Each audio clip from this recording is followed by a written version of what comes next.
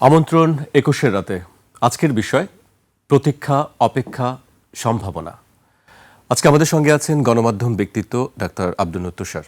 আপনাকে স্বাগত জানাচ্ছি। আমাদের সঙ্গে আছেন সিনিয়র সাংবাদিক এম এ আজিজ। আপনাকেও স্বাগত জানাচ্ছি। তুষার ভাইকে দিয়ে শুরু করতে চাই। প্রতীক্ষা, অপেক্ষা, সম্ভাবনা, তিনটি খুবই একই ধরনের বিষয়। নির্বাচন নিয়ে আমাদের এক ধরনের প্রতীক্ষা আছে, তারেক রহমানের ফেরার বিষয়ে অপেক্ষা দীর্ঘদিনের, সম্ভাবনা আমরা আমাদের দেশটাকে আসলে কোন জায়গায় দেখতে চাই। তুষার ভাই, প্রতীক্ষা দিয়ে শুরু করতে চাই। নির্বাচনের প্রতীক্ষা, সেটি আসলে কিভাবে দেখছেন? মানুষ বহুদিন থেকে একটি গণতান্ত্রিক, গ্রহণযোগ্য, সুষ্ঠু, নিরাপদ, অংশগ্রহণমূলক একটা নির্বাচনের প্রত্যাশা আছে, যেটাকে আমরা বলি নিরপেক্ষ এবং সুবিচারের নির্বাচন। মানুষ যাকে ভোট দেবে সে যেন ভোটে যেতে এবং ভোটে যেতে তার যে দায়িত্ব ভোটে জিতবার পরে সেটা পালন করতে পারে, এটার জন্য আমরা বহুদিন যাবৎ প্রতীক্ষায় আছি। সেই হিসেবে নির্বাচনের প্রতীক্ষা কিন্তু সেই 2014 সাল থেকে, কেননা 8-এর যে নির্বাচনটা সেটা হয়ে যাওয়ার পরে আমরা যে গণতান্ত্রিক বাংলাদেশ নির্মিত হবে বলে ভেবেছিলাম সেটা হয় নাই, এবং যখন সেটা হচ্ছিল না তখন আমরা বুঝলাম যে নির্বাচনের মাধ্যমে ক্ষমতা পরিবর্তন করা যাবে, কিন্তু নির্বাচনের মাধ্যমে ক্ষমতা পরিবর্তন করার কোনো সুযোগ জনগণ আর পায় নাই। এবার না পাওয়ার ফলে একটা পুরো জেনারেশন, একটা প্রজন্ম, তাদের ভোট দেওয়া অথবা ভোটটা যে গোনা হয় এইটা তারা দেখে নাই, তারা বিশ্বাস করতে পারে না যে একটা নির্বাচন ভালো নির্বাচন হতে পারে। আপনি চিন্তা করেন, একটা পুরো জেনারেশন ভালো নির্বাচন দেখে নাই, সামনে তাদের এটা সারা জীবনের অপেক্ষা। তাদের আমাদের কাছে কিন্তু এটা সারা জীবনের অপেক্ষা না। আমরা অনেকগুলি ভালো নির্বাচন দেখেছি, অন্তত অপেক্ষাকৃত ভালো এবং গ্রহণযোগ্য নির্বাচন দেখেছি, কিন্তু একটা পুরো জেনারেশন তাদের সারা জীবন একটা ভালো ভোট দেখে নাই। তারা প্রতীক্ষায় আছে, এটা তাদের সারা জীবনের প্রতীক্ষা।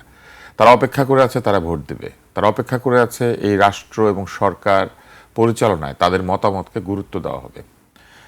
আমার মনে আছে, আমার মেয়ে যখন পড়তে যায় তখন আমি জিজ্ঞেস করেছিলাম যে তুমি চলে যাচ্ছ দেশের বাইরে, তুমি, ও বৃত্তি পেয়ে গিয়েছে, আমার কোনো পয়সা লাগে নাই, কিন্তু আমি যখন তাকে প্রশ্ন করলাম তুমি চলে যাচ্ছ তো ফিরবে, সে বলল যে যে রাষ্ট্র এবং সরকার পরিচালনায় আমার কোনো মতামতের মূল্য নাই সেখানে আমি ফিরবো কেন? আমার কাছে তো বিদেশ আর দেশ একই রকম, ওইখানেও আমার মূল্য নাই, এখানেও আমার মূল্য নাই। এই ধরনের একটি অংশ আমরা দেখি মেধাবীদের মধ্যে, এই ধরনের মানসিকতা। এই কথাটা আমাকে বিচলিত করেছিল যে মেধাবীরা যদি এরকম মনে করে যে সে যেই দেশে চলে যাচ্ছে সেই দেশেও যেমন তার যতটুকু রাজনৈতিক অধিকার নাই এখানেও নাই, তাহলে তার কাছে দেশ আর বিদেশের তফাৎ কি? কারণ অন্যান্য জিনিস তো বিদেশে ভালো, রাস্তা ভালো, খাবার ভালো, পরিবেশ ভালো, অধিকার বেশি, নিরাপত্তা পরিস্থিতি ভালো, থাকার ব্যবস্থা ভালো, তাই না? ওখানকার কুড়ে ঘরগুলোও তো আমাদের চাইতে ভালো, তাই না? তো তাহলে মানুষ কেন ফিরবে দেশে? দেখেন, মানুষ কিন্তু আসলে গরিব আর বড় লোক বলে দেশে বিদেশে যায় না।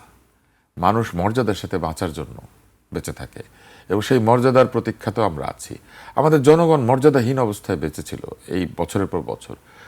তারা কোনোদিন উপলব্ধি করতে পারে নাই যে তাদের হাতে বিন্দুমাত্র ক্ষমতা আছে। সংবিধানে লেখা আছে জনগণই সকল ক্ষমতার উৎস, কিন্তু এই জনগণ উপলব্ধি করেছে যে না, ক্ষমতার উৎস বলে তাকে বলা হয়, কিন্তু সেই ক্ষমতা প্রয়োগের অধিকার তার কাছ থেকে কেড়ে নেওয়া হয়েছে।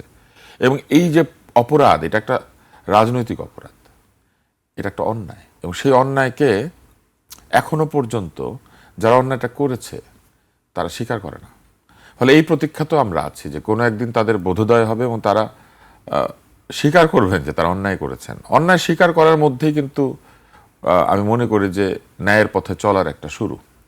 তো এই সব কিছু মিলে আমার কাছে মনে হয় যে এই প্রতীক্ষাটা অনেক কিছুর প্রতীক্ষা। আরও প্রতীক্ষা আছে।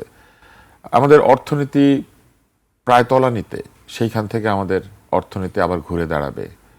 বিদেশে যারা চাকরিতে যাচ্ছিলেন তাদের বিদেশে যে এমপ্লয়মেন্ট, সেটাও সুযোগ কমে আসছে। আমাদের বাংলাদেশের বেকারত্ব বাড়ছে। সারা পৃথিবীতে একটি বড় ট্রানজিশনাল বা এক ধরনের ক্রান্তিকালীন অবস্থা আমরা লক্ষ্য করছি। পরিবেশ বদলাচ্ছে, রাজনীতি বদলাচ্ছে, সামরিক যে ভারসাম্য সেটা বদলাচ্ছে, নেতৃত্ব বদলাচ্ছে, শাসনের প্রক্রিয়া বদলাচ্ছে। এবং একটা খুব চমৎকার থিওরি আছে, সেই থিওরিটা আপনাদের সাথে শেয়ার করি। দুজন গবেষক, পশ্চিমা গবেষক, তারা বলেছেন যে পৃথিবী 80 বছরের সাইকেলে চলে। প্রথম 20 বছর মানুষ এক একটি ক্রাইসিসের পরে আর কি, প্রত্যেকটা ক্রাইসিসের পরে পৃথিবী 80 বছরের সাইকেলে চলে। ক্রাইসিসের পরে মানুষ খুব ঐক্যবদ্ধ হয়ে যায়, কেননা ক্রাইসিসের পরে সামান্য শান্তিকেও অনেক বড় শান্তি মনে হয়।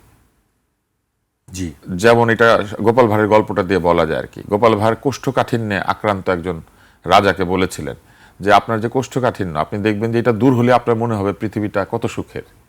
তো এরকম প্রবল অশান্তির পরে যখন শান্তি আসে, মানুষ তখন এই শান্তিটাকে অনেক বড় করে দেখে, এবং দেখার পরে 20 বছর সে এই শান্তি রক্ষার্থে কাজ করে, এবং সবাই ঐক্যবদ্ধ হয়ে যায় যে আর আমরা ওইখানে ফিরে যেতে পারি না, কারণ স্মৃতিটা তাজা। জি, তারপরের 20 বছর তারা অর্থনৈতিকভাবে উন্নতি করে, কারণ এই যে 20 বছর তারা ঐক্যবদ্ধ ছিল, এটার জন্য অর্থনৈতিক এবং সামাজিক একটা উন্নতি হয়। তখন তারা বাচ্চা কাচ্চা পয়দা করে, বাড়িঘর কিনে, বিনিয়োগ করে, মানে আরেকটু উন্নতি করে। তারপরের 20 বছর এই উন্নতির পরে তারা রাষ্ট্রকে প্রশ্ন করতে শুরু করে, অধিকার নিয়ে প্রশ্ন করতে শুরু করে, কারণ পেটে ভাত আছে, ঐক্য আছে। এবং তারা তখন নানান রকম গ্রুপে ভাগ হইতে শুরু করে। কেউ বলে আমার রাষ্ট্র এইভাবে পরিচালিত হবে, আমার রাষ্ট্র এইভাবে পরিচালিত হবে, আমরা সমাজে এইটা চাই, আমরা অমুকের অধিকার চাই, তমুকের অধিকার চাই, হিপ্পি হয়ে যায়। অনেকে বলে আমি মাদক খাবো, এটা আমার অধিকার। কিন্তু তারপরের 20 বছর একটা কেওটিক সিচুয়েশন তৈরি হয়। এবং ওই ওই যারা ওই গবেষক তারা বলেছেন এই নতুন কেওটিক সিচুয়েশনের শুরু হয়েছে 2020 সালে, এবং এটা 2025 সালে, মানে এর ভেতরে। কেন? তারা বলেছেন 1945-এ দ্বিতীয় বিশ্বযুদ্ধ যখন শেষ হয়েছে, ওইটা হচ্ছে একটা 80 বছরের শুরু, কারণ ক্রাইসিস শেষ হয়েছে। তাহলে এই 2025 সাল হচ্ছে 80 বছর শেষ হওয়া, অর্থাৎ একটা কেওটিক সিচুয়েশনের একদম শেষ প্রান্তে আমরা আছি সারা পৃথিবীতে। তাহলে একটা সম্ভাবনা হয়তো আমরা, হ্যাঁ, তার মানে এরপরের 20 বছরে আমরা একটা সম্ভাবনা দেখতে পাবো। এটা কিন্তু একেবারে এটা গবেষণা তথ্য আমি বলছি, আপনি খুঁজলে পাবেন। জি। তো তার মানে আমাদের সামনে একটা 20 বছরের সম্ভাবনা অপেক্ষা করছে। আর যার অপেক্ষার কথা আপনি বলছেন, তারেক রহমান, বহু বছর ধরে তিনি বিদেশে, তার ফিরে আসার জন্য তার দল প্রতীক্ষায় আছে, তার পরিবার প্রতীক্ষায় আছে, তার যারা অনুসারী তারা আছেন, এবং মানুষও আসলে প্রতীক্ষা আছে। এই জন্য যে রাজনীতির ক্ষেত্রে একটা মানুষের কাছে একজন সহনশীল, উদার, গণতান্ত্রিক এবং পরিবর্তনের পক্ষে এবং নিজেকে পরিবর্তিত করার সক্ষমতা সম্পন্ন একজন নেতার প্রয়োজন। অনেকেই মনে করছেন যে এই পরিবর্তনের বিষয়টি তার মধ্যে আছে, এবং তিনি একটা পরিবর্তন আশা করেন। তিনি কি আশা করেন বা মানুষ তার কাছে কি আশা করে, এই প্রমাণ তো তিনি দেবেন আসলে এখানে আসার পরে। কিন্তু মানুষের প্রত্যাশা অনেক বিরাট হয়ে গিয়েছে, কেননা মানুষ মনে করছে যে তিনি নিজেকে পরিবর্তিত করেছেন অনেক। সেই তরুণ বয়সের যে তরুণ মানুষটি মাত্র রাজনীতিতে এসেছিলেন, আর আজকের যে মানুষটি এক না, আমরা অনেক পরিণত পরিবর্তন দেখি। হ্যাঁ, এবং আরেকটা জিনিস আমি বলি, আরেকটা প্রত্যাশা মানুষের কাছে আছে যে তিনি বিদ্বেষ এবং হিংসা এবং ঘৃণার রাজনীতিকে পরিবর্তিত করে একটা প্রকৃত সহনশীলতা এবং বন্ধুত্বমূলক পরিবেশের মধ্যে রাজনীতি, এটাকে তিনি শুরু করতে পারবেন। তার কাছে মানুষের অনেক প্রত্যাশা আছে। সেই সকল প্রত্যাশার কতটুকু তিনি মূল্য দেবেন এবং কতটুকু তিনি অর্জন করবেন, এইটা আমাদের দেখতে হবে। এটাও একটা সম্ভাবনা। জি, আমি তুষার ভাইয়ের কাছে আমরা অনেক কথা শুনলাম, খুবই আশার ব্যঞ্জক সম্ভাবনার বিষয়। আজিজ ভাইয়ের কাছে আসতে চাই। আজিজ ভাই একজন সাংবাদিক হিসেবে, তুষার ভাই গণমাধ্যম ব্যক্তি, দুজনের একই অবস্থান প্রায়। সেক্ষেত্রে আপনি একজন সাংবাদিক হিসেবে কিভাবে দেখছেন প্রতীক্ষা, অপেক্ষা, এই সম্ভাবনার বিষয়টিকে? ধন্যবাদ আপনাকে। আসলে প্রশ্ন হচ্ছে প্রতীক্ষা কতদিন করব? আজকে 54তম স্বাধীনতা দিবস। ওই যে 80 বছরের একটি ইয়ে চলছে, সার্কেল ঠিক আছে, সার্কেল ঠিক আছে, কিন্তু গাড়িটা তো ঠিক মতো চলতে হবে। এখন ধরেন আমরা সকল সম্ভাবনার পথ কিন্তু নষ্ট করেছি। এখন তারেক রহমান 25 তারিখে আসবে, তিনি নিজেও বলেছেন, আগে বলেছে এই আসলো, বিএনপির থেকে অফিসিয়ালি বলেছে, তিনি নিজেও বলেছেন 25 তারিখে আসবে, এবং তাকে রিসিভ করার জন্য প্রস্তুতিও চলছে। সুতরাং তিনি আসবেন। আমি তুষার ভাইয়ের ওই কথাই বলবো, তিনি যে সম্ভাবনা, ধরেন বিলেতে বহুদিন ধরে আছে, আমরাও গেছি, সেখানে তো পুরো জিনিসটা অটোমেশনে, মানুষ চালায় না। ধরেন কত পুরানো, পৃথিবীর পুরানো একটা শহর, কিন্তু সেই শহরটায় কোনো রাস্তাঘাটে শৃঙ্খলা নিয়ন্ত্রণ করার জন্য কোনো লোক নাই, অথচ সব চলছে শৃঙ্খলিতভাবে, সব কিছু নিয়ম অনুযায়ী চলছে। তো এখন এই জন্য বলছি যে আমাদের দেশে যেটা প্রধান সংকট সেটা হলো দুর্নীতিটা পুরো গ্রাস করে ফেলেছে। আমি কিন্তু দুর্নীতিটাকে 1 নম্বর প্রবলেম হিসেবে দেখি। অর্থাৎ মানুষ যদি, সরকার যারা চালাবে, এবং জনগণকে দায়ী করে লাভ নাই, সুযোগ পেলে দুর্নীতি করবে। আমি বলবো এই যে 54 বছরে মানুষের মনোজগতে যে পরিবর্তন ঘটে গেছে, এই পরিবর্তন তো এটা সমাজতান্ত্রিক বিপ্লব ঘটে নাই, এবং তারেক রহমান সাহেব এসেও কিন্তু সমাজতান্ত্রিক বিপ্লব ঘটাবেন না। তার কাছে প্রত্যাশাই থাকবে। এই সমাজ বিনির্বাচনের জন্য বহুত সময় নেবে। অর্থাৎ তিনি এসে যে তুষার ভাই যে কথাগুলি বলছে, অনেকগুলো প্রত্যাশা। আমার প্রত্যাশা হলো দুর্নীতিতে অনেক দেশে আইন আছে, ক্যাপিটাল পানিশমেন্ট আছে। এই দেশে দুর্নীতি নিয়ন্ত্রণ করতে হলে, আমি জাস্ট একটা উদাহরণ দিই, বেগম খালেদা জিয়া প্রধানমন্ত্রী ছিলেন, তখন অ্যাসিড নিক্ষেপ প্রকট হারে ধারণ করেছিল, অ্যাসিড মারা, কিন্তু সেটা আইন করা হলো ক্যাপিটাল পানিশমেন্ট, এখন নিয়ন্ত্রণ, অ্যাসিড মারা নাই।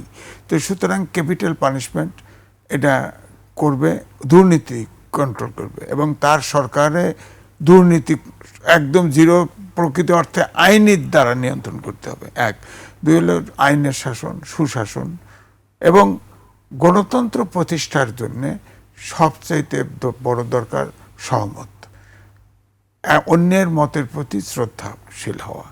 এবং সবগুলো দলের ভিতরে যদি গণতান্ত্রিক চেতনা না থাকে, চর্চা না থাকে, তাহলে এক দল কখনো একটা গণতান্ত্রিক দেশে কিন্তু গণতন্ত্র বা আইনের শাসন, সুশাসন প্রতিষ্ঠা করতে পারবে না। সবার মধ্যে গণতান্ত্রিক চর্চা, সম্মিলিত প্রচেষ্টা থাকতে হবে। এখন এই দেশটা রক্ত দিয়ে স্বাধীন করেছি, এখনো শুনতে হয় আমরা পাকিস্তানের অঙ্গরাজ্য। কারণ পাকিস্তানি বাহিনী, বাংলাদেশ নাকি পাকিস্তানি বাহিনী নাকি ভারতীয় বাহিনী পাকিস্তানের কাছে আত্মসমর্পণ করেছে। সুতরাং এই দেশ তো স্বাধীন হয় নাই, এখনো পাকিস্তানের অঙ্গরাজ্য আছে। বলেন 75, উল্টা হয়ে গেছে। হ্যাঁ, মানে বলা হয় যে পাকিস্তান ভারতের কাছে আত্মসমর্পণ করেছে, সুতরাং এই দেশ স্বাধীন হয়নি। এবং আমরা ভারতের শাসনে আছি, এরকম একটা কথা বলে একদল লোক, আরেক দল বলে যে আমরা পাকিস্তানের শাসনে আছি। পাকিস্তানের অঙ্গরাজ্য আছে, আমরা দুই ভাগে ভাগ হয়ে গেছি। হ্যাঁ, তো এইটা যদি 54 বছর পরেও এসে শুনতে হয়, তাহলে আমরা দেশটা কোথায় দাঁড়াবো? অর্থাৎ বিভক্তিটা, আমি বলছি রাজনৈতিক যে বিভক্তিটা, এই বিভক্তিটা তো আমার কাছে মনে হয় পিছু টানবে, আপনার আগাইতে দিবে না। সুতরাং রাজনীতিবিদদের ভিতরে আপনার দেশপ্রেম এবং আমার স্বাধীনতা, সার্বভৌমত্ব মেনে নেওয়া, দেশকে অগ্রগতির পথে এক হয়ে চলা, অর্থাৎ প্রতিদ্বন্দ্বিতা থাকবে, কিন্তু প্রতিযোগিতাও থাকবে, কিন্তু শত্রুতা থাকবে না। গণতন্ত্রের কথা তো এটাই হবে। আর জনগণকেও কিন্তু আইন মানার একটা প্রশিক্ষণ, আইন সুশাসন আছে। সুশাসন কি সবসময় বল প্রয়োগ করে আইন ফোর্স করে পালন করানো যাবে? পরিস্থিতিটা এমন, ধরেন সমাজতান্ত্রিক বিপ্লব হলে এরপরেও ধরেন রাশিয়া বলেন, চীনে বলেন, তাও 1 যুগ 2 যুগ লাগছে মানুষের মনোজগতের কালচারাল বিপ্লব করতে। আমাদের তো অভ্যুত্থান হয়েছে, আমরা তো দেশের স্বাধীনতার পরে যাত্রাটা শুরু এভাবে করতে হতো, কিন্তু সেটা তো আমরা জাতি গঠন করতে পারিনি। এখন ধরেন ভারতের সাথে আপনার আমাদের বাংলাদেশের ক্রিকেট খেলা শুরু হলো, দেখবেন ভারতের সাপোর্টার পাবেন। আবার পাকিস্তানের সাথে খেলা শুরু হলে পাকিস্তানের সমর্থক পাবেন। তো দুর্ভাগা জাতি 54 বছরে জাতি গঠন করতে পারেনি। আরেকটা তুষার ভাই কিন্তু বলছে একটা কথা, আমি বিজ্ঞানের ছাত্র, আমি বলি প্রবাসীরা কিন্তু আর বিদেশে নিবেই না। আমি বলবো নিবেই না, কারণ আমি লিখেছি, এবং সেখানে এখন 4র্থ শিল্প বিপ্লবে উচ্চমানের প্রযুক্তি সারা বিশ্বে এখন মানুষের বিকল্প হয়ে যাচ্ছে, কিন্তু আমাদের দেশে কিন্তু অনেকগুলো 11টা সংস্কার কমিশন করা হয়েছে, শিক্ষা কমিশন কিন্তু নাই। আমি লিখেছি বুয়েট সহ এ দেশের কোনো শিক্ষা প্রতিষ্ঠান 4র্থ শিল্প বিপ্লবের উপযোগী না। এবং আরও একটা কথা হচ্ছে, আমাদের ইংরেজি, বাংলা আর ইংরেজি 12 প্রকার শিক্ষা ব্যবস্থা আছে, যা মাস্টার্স পর্যন্ত দেয়। অর্থাৎ একটা ছেলে বা একটা যুবক যদি মাস্টার ডিগ্রি প্রাপ্ত হয়, সে কিন্তু সে আর ওই শিক্ষার বাইরে কম্প্রোমাইজ করতে পারে না। সুতরাং কোনো জাতীয় ইস্যুতে আমরা একমত হতে পারি না। 12 প্রকার চিন্তা করি, জাতীয় ইস্যুতে একমত হতে পারি না, আপনি লক্ষ্য করেন। এই জন্য আমার মনে হয় শিক্ষা, বিশেষ করে আমি বলবো এই শিক্ষা, যেমন 12 প্রকার জাতি এখানে চিন্তা করতে হবে। হ্যাঁ, শিক্ষা সব থাকবে, কিন্তু যতটুকু প্রয়োজন। আমাদের ঘনবসতি দেশ, 18 কোটি জনগণ, আমাদের তো প্রবাসের লোক পাঠাইতে হবে, কিন্তু এখন খালি কয় টেকনিক্যাল এডুকেশন দিয়ে কোনো লাভ হবে না। আপনার রোবট, আইওটি, ডাটা সায়েন্স, এইসবের পিছনে আপনার লোক লাগবে। এগুলা এখন তো মানে আমাদের কাজের ক্ষেত্রগুলো আরো বিস্তৃত করা দরকার, আরো সক্ষমতাটা বিভিন্ন ক্ষেত্রে আরো তৈরি করা দরকার। আমি আপনার কাছে আবারও আসবো। আমি এই পর্যায়ে তুষারের কাছে আসতে চাই, এবারে প্রতীক্ষা সম্ভাবনা অপেক্ষার পরে একটু বাস্তবতার দিকে আসতে চাই। তুষার ভাই, নির্বাচন কমিশনে আমরা দেখেছি যে গতকাল 2 জন প্রার্থী নিরাপত্তার আবেদন জানিয়েছে লিখিতভাবে, তারা শঙ্কা বোধ করছেন নিজের জীবনের বিষয় নিয়ে। অস্ত্রের লাইসেন্স দেওয়া নিয়ে স্বরাষ্ট্র উপদেষ্টা কথা বলেছেন। গতকাল আমরা দেখলাম ইসি সচিব কথা বলেছেন যে এটি আসলে কতটুকু যুক্তিগত হতে পারে।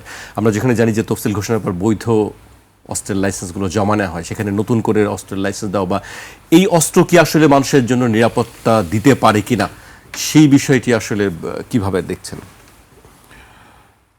এই পুরো বিষয়টি খুব প্রশ্নবিদ্ধ। অস্ত্র কি আসলে মানুষকে নিরাপত্তা দিতে পারে কিনা? আসলে অস্ত্র মানুষকে নিরাপত্তা দেয় না। একটা নিরাপদ পরিবেশ অস্ত্রের প্রয়োজনীয়তাকে কমিয়ে আনে। ব্যক্তিগত অস্ত্র বলেন অথবা নিরাপত্তাজনিত অস্ত্র বলেন, এটা কোথায় দরকার হয়? একটা বিপদসংকুল পরিবেশে। আপনি কি সিনেমা হলে ঢোকার সময় অস্ত্র নিয়ে ঢুকবেন? নর্মালি ঢুকবেন না। কিন্তু সুন্দরবনে ঢোকার সময় বাঘ আছে, এই ভয়ে বা এই নিরাপত্তাজনিত কারণে আপনি একটা বন্দুক নিয়ে ঢুকবেন, অথবা একটা বন্দুকওয়ালা আপনার সাথে থাকবে, কারণ বাঘ যদি আপনাকে আক্রমণ করে। যে জায়গা যত অনিরাপদ, সেখানে অস্ত্রের প্রয়োজন তত বেশি হয়ে দেখা দেয়। যখন স্বরাষ্ট্র উপদেষ্টা বলবেন যে আমি কাউকে অস্ত্রের লাইসেন্স দিব আরো বেশি করে বা সবাইকে দিয়ে দিব, তার মানে উনি স্বীকার করে নিচ্ছেন যে পরিবেশ নিরাপদ নাই। পরিবেশকে নিরাপদ করার জন্য বরং যত পারা যায় অবৈধ অস্ত্র উদ্ধার করা, মানুষের কাছে যেন অনিয়মিত এবং অবৈধ অস্ত্র না থাকে সেটা নিশ্চিত করা, বৈধ অস্ত্রের লাইসেন্স দেওয়াকেও সীমিত করা। কেননা শুধুমাত্র পয়সা কিংবা ট্যাক্স দিয়ে আপনি অস্ত্রের লাইসেন্স পেয়ে যাবেন, এটা হতে পারে না। আরও বিষয়গুলিকে ভালোভাবে যাচাই বাছাই করা, এবং যাকে অস্ত্র দেওয়া হচ্ছে তার মানসিক সুস্থতার বিষয়টাও যাচাই করা দরকার। আপনার মনে আছে কিনা জানি না, বিগত সরকারের সময় এমপির পুত্র রাস্তায় গুলি করেছে মাতাল অবস্থায়, একজন ট্যাক্সি চালক বা কেউ মৃত্যুবরণ করেছিল। তারপরে এক এমপির ড্রাইভার গাড়ির মধ্যে, আপনার মনে আছে? এগুলো তো আমরা নিয়মিতই দেখি। হ্যাঁ, তো মানুষ এগুলো ভুলে যায়, বুঝছেন। আমার কি একটা ভুল, আমি ভুলি না, আমার মনে পড়ে শুধু এই বিষয়গুলো। আমার মনে আছে নুরুন নবী শাওনের গাড়ির মধ্যে তার ড্রাইভার গুলিবিদ্ধ হয়ে নিহত হয়েছিল। তো এরকম একটা পরিস্থিতি বিগত সরকারের সময় আমরা দেখেছি। তার মানে অস্ত্র যার কাছে আছে সেও কিন্তু যদি মানসিকভাবে অসুস্থ হয় কিংবা তার যদি কোনো অন্যায় কর্মকাণ্ড থাকে, তাহলে ওই বৈধ অস্ত্র দিয়েও মানুষ অবৈধ কাজ করে। এই জন্য অস্ত্র দেওয়ার সিদ্ধান্তটা আসলে সঠিক না। বরং যারা প্রকৃত প্রশিক্ষণপ্রাপ্ত নিরাপত্তা রক্ষী বা কর্মী, তাদেরকে যদি ডিপ্লয় করা হয়, তাহলে বরং নিরাপত্তা দেয়া সম্ভব। ধরেন আপনি কাউকে অস্ত্রের লাইসেন্স দিলেন, সে কোথায় গুলিবিদ্ধ করবে, মানে কাকে তাক করবে, সে তো সেটা শিখেই নাই, সে তো জানে না। তাহলে এটার প্রশিক্ষণের প্রয়োজন আছে। সামান্য কয়েকদিন প্রশিক্ষণ নিলেই যদি এটা হয়ে যেত, তাহলে তো 10-20 দিন প্রশিক্ষণ নিয়ে লোকে পুলিশে যোগ দিয়ে দিতে পারতো। তা তো হয় না। অস্ত্র চালনার প্রশিক্ষণ যথেষ্ট গুরুত্বপূর্ণ, লক্ষ্যভেদ করা আরো গুরুত্বপূর্ণ। আপনি আপনার অস্ত্র আছে, বের করলেন, আপনি শত্রুকে তাক করতে গিয়ে আপনি মিত্রকে তাক করে দিলেন। হ্যাঁ, এটা হতে পারে। তো এই জন্য অস্ত্রের সিদ্ধান্তটা খুব হাস্যকর। নির্বাচন কমিশন ঠিকই বলেছেন। আরেকটা বিষয় হচ্ছে যে নিরাপত্তার এই হুমকি কিভাবে তৈরি হলো। নিরাপত্তার এই হুমকি তৈরি হওয়ার পেছনে এক ধরনের রিল্যাক্টেন্স বা অবহেলা কাজ করেছে। যে কোনো জায়গাতে যে কেউ একত্রিত হয়ে এক ধরনের অস্থিতিশীল পরিবেশ তৈরি করা, নিরাপত্তাজনিত হুমকি তৈরি করা, কাউকে অপমান অপদস্থ করার যে সংস্কৃতি আমরা লক্ষ্য করেছি দ্রুত চালু হয়েছিল, এটাকে খুব ভালোভাবে নিয়ন্ত্রণ করা হয় নাই। এবং এই ধরনের উস্কানি যারা দেয় তাদেরকে নিরস্ত করার কোনো চেষ্টাও করা হয় নাই। যে কোনো লোক যে কাউকে টার্গেট করে একে মারা হবে, ওকে ধরা হবে, ওকে শায়েস্তা করা হবে, এরকম কথা বলে দিতে পারছে। এই বলাটাও তো বাংলাদেশের আইনে একটা অপরাধ। এই অপরাধটা যে কেউ করতে পারছে, এটা তো ঠিক না। তৃতীয় জায়গাটি হচ্ছে যে আমাদের যে প্রার্থীরা গিয়ে নিরাপত্তাহীন বোধ করেছেন, এই নিরাপত্তাহীনতা বোধ করার যে পরিবেশটা, এটাই বা কিভাবে তৈরি হলো? একজন প্রার্থীর তো প্রচুর সমর্থক এবং তার কর্মী আছে, এত কর্মী এবং সমর্থক পরিবেষ্টিত থাকার পরেও তারা নিরাপত্তাহীন বোধ করছেন। তার মানে পরিবেশটা আসলে খুব একটা প্রীতিকর না এবং খুব একটা গ্রহণযোগ্য না। আমি বলবো অতি দ্রুত দেশে অবৈধ অস্ত্র উদ্ধার করার যে প্রক্রিয়া, সেটাকে আরও জোরদার করে এটা দরকার। তারপরে নিরাপত্তা কর্মীদের মাধ্যমে সকলের নিরাপত্তা দেওয়ার একটা চেষ্টা শুরু করে দেওয়া উচিত এবং এটা কমপ্লিট করা উচিত অতি দ্রুত। আরও বেশি মাত্রায় আইনশৃঙ্খলা বাহিনীকে রাস্তায় রাখা এবং নিরাপত্তাজনিত দায়িত্ব যথাযথভাবে পালন করার জন্য তাদেরকে রাখা যেতে পারে। তাদের সকল ছুটি ক্যান্সেল করে শুধুমাত্র মানবিক কারণে অথবা অত্যন্ত প্রয়োজনীয় কারণ ছাড়া অন্য সকল ছুটি ক্যান্সেল করে তাদেরকে রোটেশনাল ডিউটিতে সম্পূর্ণভাবে জনগণের জানমাল নিরাপত্তার জন্য নিয়োজিত করা উচিত এবং কোনো রাজনৈতিক বিবেচনা থাকবে না। যে কোনো আক্রান্ত ব্যক্তি প্রথমে তাকে রক্ষা করতে হবে, তারপরে বিবেচনা হবে যে উনি কেন আক্রান্ত হয়েছিলেন। অর্থাৎ এই মাঠের মধ্যে বিচার করার যে প্রক্রিয়া, এটা টোটালি বন্ধ করতে হবে, যেটাকে মব বলা হয়, এটা সম্পূর্ণভাবে বন্ধ করতে হবে। এটা বন্ধ না করলে আমরা ধরে নেব যে নির্বাচনকে বাধাগ্রস্ত করার জন্য ক্ষমতাবানদের মধ্যে একটা অংশ আছে যারা চেষ্টা করছে, এবং এই ধরনের সকল ঘটনাকে বিচারের আওতায় আনতে হবে। ভুয়া মিথ্যা মামলা দেওয়ার যে সংস্কৃতি, এটা আমরা দেখছি এখনো বন্ধ হয় নাই, কিন্তু এটা বন্ধ করে প্রকৃত মামলাগুলির দিকে মনোযোগ দিয়ে সেইগুলিকে বিচার আচারের মাধ্যমে অন্তত কিছু নিষ্পত্তি করে মানুষকে একটা ধারণা দিতে হবে যে অন্যায় করলে অন্যায়ের একটা প্রতিকার হয়। এবং মানুষ কিন্তু বোঝে কোনটা ভুয়া এবং কোনটা ভুয়া না, কোনটা মিথ্যা এবং কোনটা মিথ্যা না। তাই মানুষকে ধোঁকা দেওয়ার যে চেষ্টা, এটা বন্ধ করা দরকার খুবই জরুরিভাবে। জি, আপনি কাউকে ধরে নিয়ে গেলেন, নিয়ে তারপর ঠিক করছেন কি মামলা দিবেন, এটা তো খুব একদম প্রকাশ্য, এটা বোঝা যায়। তো এইটা কিন্তু আমি মনে করি যে এইটাও এই পরিস্থিতিকে অনেক ঘোলাটে করছে।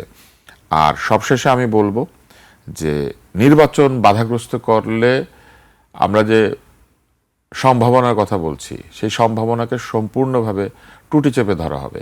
নির্বাচনই এখন একমাত্র উপায়, যে উপায়ের মধ্যে দিয়ে আমরা একটা গণতান্ত্রিক, বৈষম্যহীন, সুবিচারের সংস্কৃতি আছে এমন রাষ্ট্র তৈরি করতে পারবো।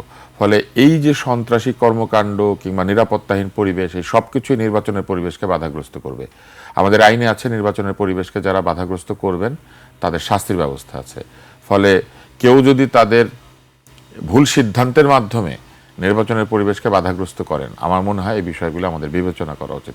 এখন কোনোভাবেই ভুল সিদ্ধান্ত নেওয়ার সময় নাই। দরকার হলে সিদ্ধান্ত নেওয়ার আগে 2 বার 3 বার 5 বার চিন্তা করা উচিত, তারপরে জি, অন্তত 90% সফল হওয়ার সম্ভাবনা আছে এমন সিদ্ধান্তগুলি নেওয়া উচিত। সব সিদ্ধান্তের প্রয়োজন নাই। এখন সকল সিদ্ধান্তের লক্ষ্য হওয়া উচিত নির্বাচন এবং সুষ্ঠু নির্বাচন। আমি আপনার কাছে আসবো, আজিজ ভাইয়ের কাছে আসতে চাই। আজিজ ভাই, নির্বাচনের আগে খুব বেশি দিন বাকি নেই, এই মুহূর্তে সিকিউরিটি ইস্যুটা আসলে কিভাবে দেখছেন? সেটা কি আসলে ঠিক মতন আছে নাকি কি ভাবছেন আপনি নিজে ব্যক্তিগতভাবে, কি ভাবছেন? আমার মনে হয় যে সরকার এত এরিয়া আপনার রিয়া নিয়ে কাজ করছে, এই সরকারের এটা উচিত না। আমির খসরু মাহমুদ প্রেস ক্লাবে এক অনুষ্ঠানে বলেছিলেন এই সরকার তত্ত্বাবধায়ক সরকারের আদলে কাজ করা উচিত। আসলে এখন নির্বাচনটা, তুষার ভাই ঠিকই বলেছেন, অল্প সময় আছে।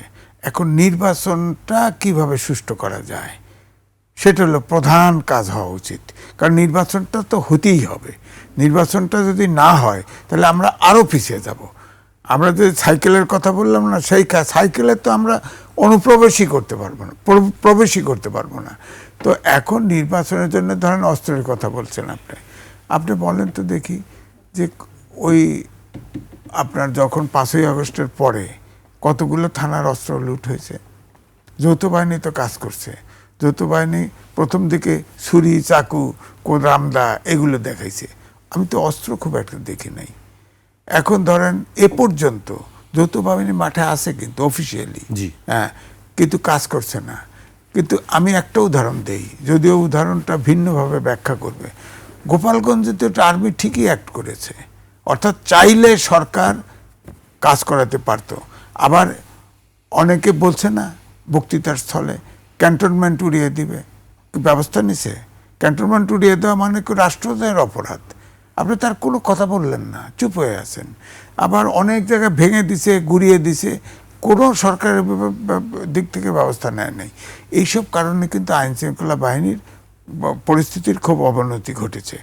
এখন তো অস্ত্র লাইসেন্স দেওয়া, আমি যেটা বললাম যে আওয়ামী লীগ সরকার অর্থাৎ ফ্যাসিস্ট সরকার বিদায়ের আগে প্রায় 2.5 লক্ষ আপনার অস্ত্রের লাইসেন্স দিয়েছিল।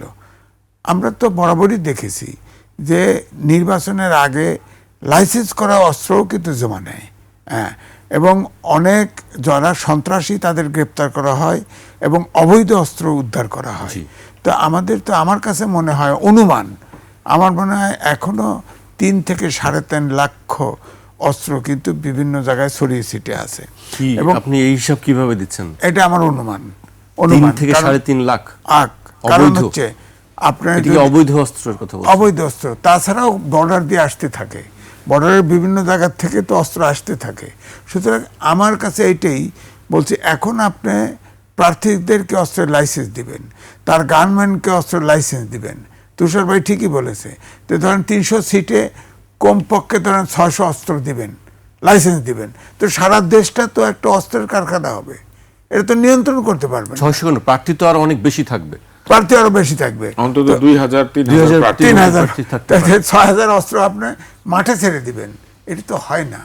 আপনি অস্ত্র উদ্ধার করবেন, যারা অস্ত্র অবৈধভাবে চালায় সন্ত্রাসী তাদেরকে আপনি গ্রেপ্তার করবেন, ইলেকশন পর্যন্ত তাদেরকে জেলখানায় রেখে দেন, কিছু করেন না, রেখে দেন, তাহলে না একটা নির্বাচনের পরিস্থিতি তৈরি হবে। আর সবচেয়ে বড় কথা হচ্ছে, আমি যেটা বলবো, অভ্যুত্থানের শক্তিগুলো একটা নিরপেক্ষ নির্বাচন, অংশগ্রহণ নির্বাচনের ব্যাপারে আন্তরিক হতে হবে। তারা যদি দ্বন্দ্ব সংঘাতে হয়, জড়িত হয়, তাহলে কিন্তু নিরপেক্ষ নির্বাচন হওয়া খুব আজিজ ভাই, কঠিন। আমি এই প্রসঙ্গে আসবো, আমাকে একটি বিরতিতে যেতে হচ্ছে। দর্শক, একটি বিরতি নিচ্ছে, ফিরছি এখনই।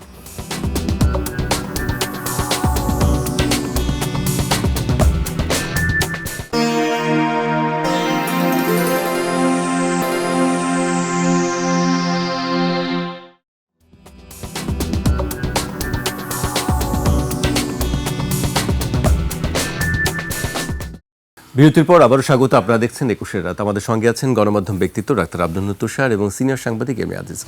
এ পর্যায়ে আমি তুষার ভাইকে দিয়ে শুরু করতে চাই। গণ অভ্যুত্থানের শক্তিদের নিয়ে কথা হচ্ছিল, আমি একটু গণ অভ্যুত্থানের অন্যতম আইকন ওসমান হাদির বিষয়ে আলোচনা করতে চাই।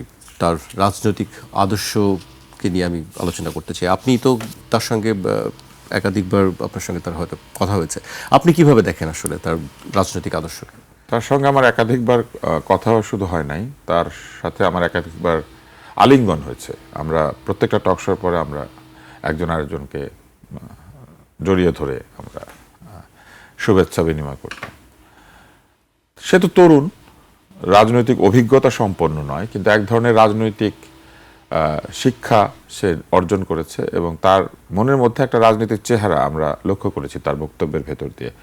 সে সাম্প্রতিক সময়ে যে বক্তব্যগুলি দিত, সেখানে কিছু কিছু জায়গাতে তারুণ্যের কারণেই হোক অথবা তার অভিজ্ঞতার যে ব্যাপ্তি সেটা কম সময়ের জন্যই হোক, কোনো কোনো জায়গাতে সে হয়তো আবেগময় বক্তৃতা দিত, কিছু কিছু জায়গাতে সে ভাষাও হয়তো ভিন্ন ব্যবহার করত, কিন্তু তার ভেতরে এক ধরনের, আমি বলবো যে, সৎ প্রচেষ্টা এবং উদ্দেশ্য ছিল। যেমন সে একটা সুন্দর কথা বলেছিল, আমার মনে আছে, সে বলেছিল যে যারা অপরাধ করে নাই, শুধু দল করলে তো সেটা অপরাধী না, ফলে যারা সরাসরি অপরাধের সাথে যুক্ত তাদের শাস্তি হওয়া উচিত।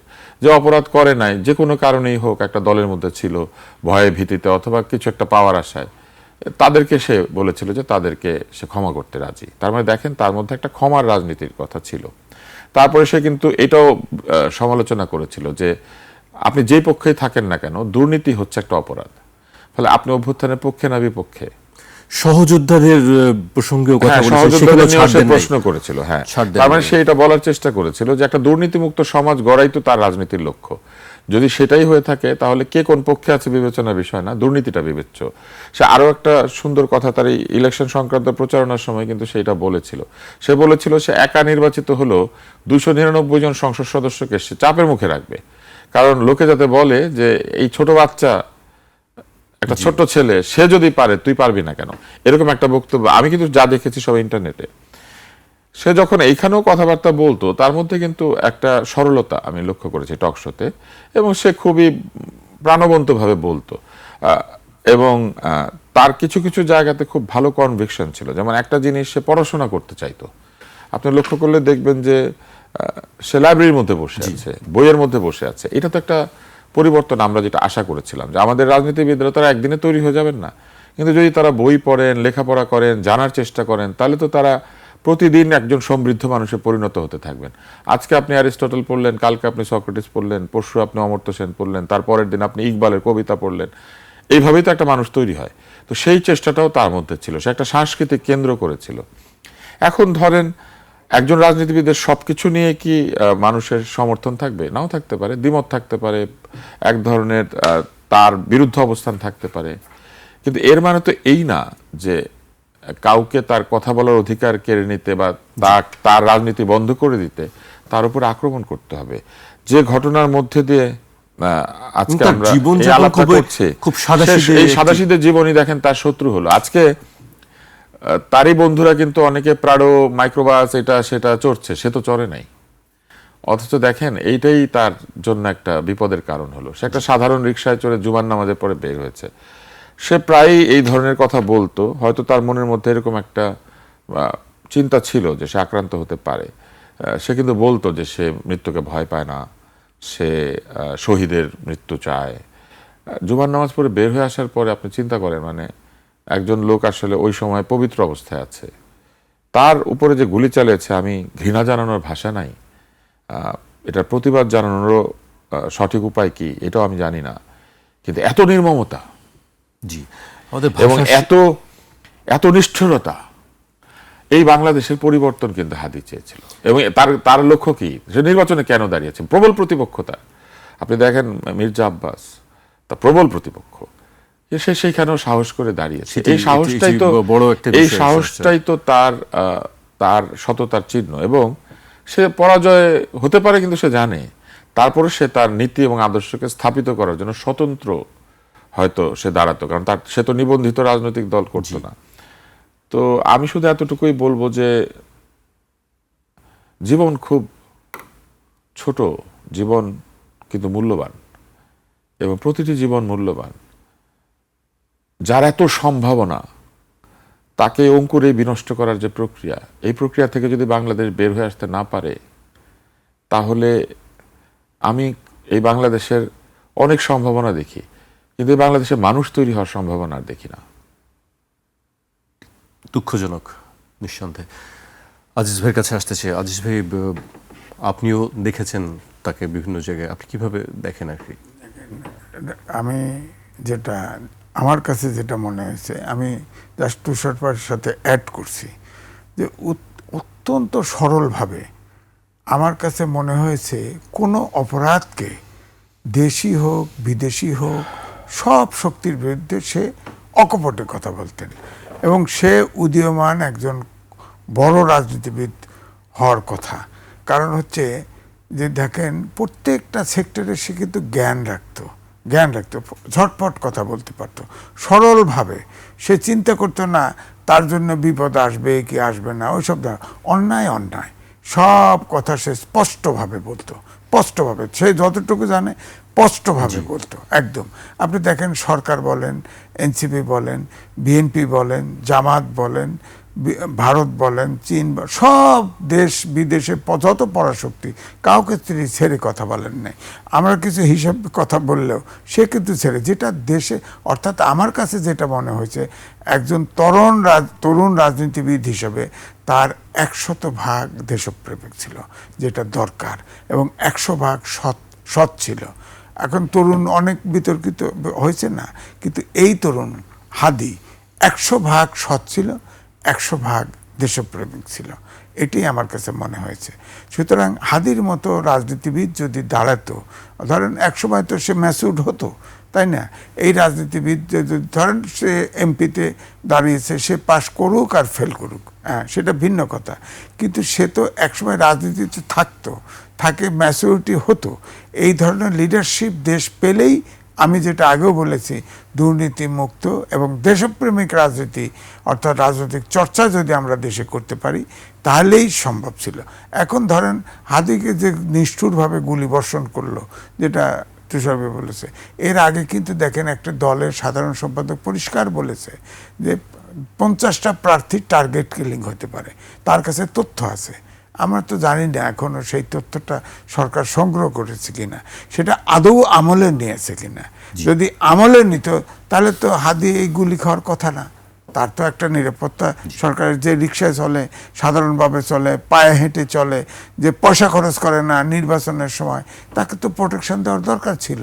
এখন অস্ত্র দিয়ে তো লাভ নেই প্রার্থীদের, সেটা ভিন্ন বিষয়, আমি তো আগেই আলোচনা করেছি। সুতরাং আমি মনে করি যে হাদির মতো এরকম আরও তরুণরা জন্মগ্রহণ করুক, এটাই আমার প্রত্যাশা। জি, আজিজ ভাই বক্তব্য শুনছিলাম, আমি তুষার ভাইকে দিয়ে শেষ করতে চাই। একটি বছর আমরা শেষ করে ফেললাম, আপনার সেই প্রথমের কথাই মনে পড়লো যে একটি চক্র থেকে হয়তো আমরা বের হয়ে আসব, 80 বছরের যে একটি চক্র। এই এক বছরের কে আপনি কিভাবে মূল্যায়ন করতে চান? আমাদের অর্জন, আমাদের অত্যন্ত অস্থিরতার একটি সময় কেটেছে 2025 সালে। আমাদের বাংলাদেশের রাজনীতি, অর্থনীতি, সমাজ, সংস্কৃতি সব জায়গাতে আমরা প্রবল অস্থিরতা লক্ষ্য করেছি। আমরা দেখেছি যে এই বছরে একাধিক পক্ষ দাঁড়িয়ে গেছে, সাংস্কৃতিক অঙ্গনে বিভাজন আরও প্রকট হয়েছে, রাজনীতির বিভাজন প্রকট হয়েছে, অর্থনীতির পতন আমরা উপলব্ধি করেছি। কিছু কিছু সূচকের উন্নতি হয়েছে যেটি আসলে আমাদের কর্মহীনতার কারণে হয়েছে, যেমন আমদানি কমে গেছে, মূলধনী বিনিয়োগ হচ্ছে না, যে কারণে আমাদের রিজার্ভ বাড়তে শুরু করেছে। সেটা আসলে আমাদের অর্থনীতির সুস্বাস্থ্যের লক্ষণ না, এটা বরং দুর্বল স্বাস্থ্যেরই লক্ষণ। আমরা প্রচুর ঋণ করেছি এবং ঋণ পরিশোধ করার জন্য আমাদের উপর চাপ তৈরি হয়েছে, ফলে অর্থনীতি একটা প্রবল অভিঘাতের মুখোমুখি হবে বলে সবাই সন্দেহ করছেন। ডলারের বিপরীতে টাকার মানের উন্নতি হয় নাই, বরং আমাদের টাকা ক্রমাগত মান হারিয়েছে। আমাদের বিদেশে যে কর্মসংস্থান, সেটার সুযোগ সীমিত হয়ে এসেছে এবং আমাদের বেকারত্ব বেড়েছে, মানে বাংলাদেশে নতুন চাকরি সৃষ্টিই হয় নাই প্রায় বলতে গেলে। তাহলে একটা অন্ধকার চিত্র আমরা এই 2025-এর প্রায় পুরোটা জুড়ে ক্রয় ক্ষমতার একটি বিষয় ছিল, ক্রয় ক্ষমতা কমেছে, মুদ্রাস্ফীতিকে কিছুটা কমানো গেছে, আবার কিছুটা কখনো মুদ্রাস্ফীতির হিসাবটা না খুব অদ্ভুত। মুদ্রাস্ফীতি একটা ভিত্তির সাথে তুলনা করে কত পার্সেন্ট মুদ্রাস্ফীতি হচ্ছে এটা চিন্তা করা হয়। তো ধরেন বলা হচ্ছে যে 12% মুদ্রাস্ফীতি ছিল, এখন 9%, কিন্তু তার আগে তো টাকার দাম কমে গিয়েছে, তো কম টাকার দামও কমে গিয়েছে, আবার মুদ্রাস্ফীতিও 10% এসেছে। এখন টাকার দাম যত কমবে তাতে কি হবে? টাকার দাম যত কমবে তাতে করে আমার ক্রয় ক্ষমতা কমবে, ক্রয় ক্ষমতা কমলে আমি বেশি বেশি টাকা নিয়ে বাজারে যেতে হবে, সেরকম একটা অবস্থা তৈরি হয়েছে। এবং নিরাপত্তা এবং সাধারণ মানুষের জানমালের যে নিরাপত্তা, এই সব কিছুর অবনতি ঘটেছে। তাই সব মিলে আমি বলবো যে আমাদের 2025 আমাদের জনমনে নতুন আশার সঞ্চার করতে পারে নাই, কিন্তু এই নতুন আশার মধ্যে একমাত্র আশার যে জায়গাটি তৈরি হচ্ছে সেটি হচ্ছে সামনের বছর নির্বাচন আছে, এবং সেই নির্বাচনের মধ্যে দিয়ে জনগণ তার রায় দেবে এবং জনগণ এই রাষ্ট্র এবং সরকার পরিচালনার জন্য তাদের পছন্দের লোকজনকে বেছে নেবে। তার মানে জনগণ রাষ্ট্রের দায়িত্ব নিচ্ছে। তখন আমার ধারণা যে জনগণ স্বপ্ন দেখছে যে পরিস্থিতির পরিবর্তন হবে, সম্ভাবনা আলো তারা দেখতে পাচ্ছে। এইখানে ভালো কিছু ঘটনা ঘটেছে। আমাদের মেয়েদের ফুটবল দল খুব ভালো খেলেছে, আমাদের ক্রিকেট দল ভালো মন্দ মিলিয়ে খেলেছে, আমাদের ক্রীড়াঙ্গনে মোটামুটি একটা অবস্থা ছিল, কিন্তু সেখানেও অস্বচ্ছতা এবং অসততার বিষয় আবিষ্কৃত হয়েছে। সেখানেও এক ধরনের অন্যায় কর্মকাণ্ড, নির্বাচনের অস্বচ্ছতা, এগুলো আমরা দেখেছি ক্রিকেট বোর্ডে এবং অন্যান্য জায়গাতে। অভিযোগ পাল্টা অভিযোগ আমরা দেখেছি। ফলে খুব একটা যে সব জায়গায় খুব একেবারে স্বচ্ছ ছিল ব্যাপারটা, সেটা হয় নাই।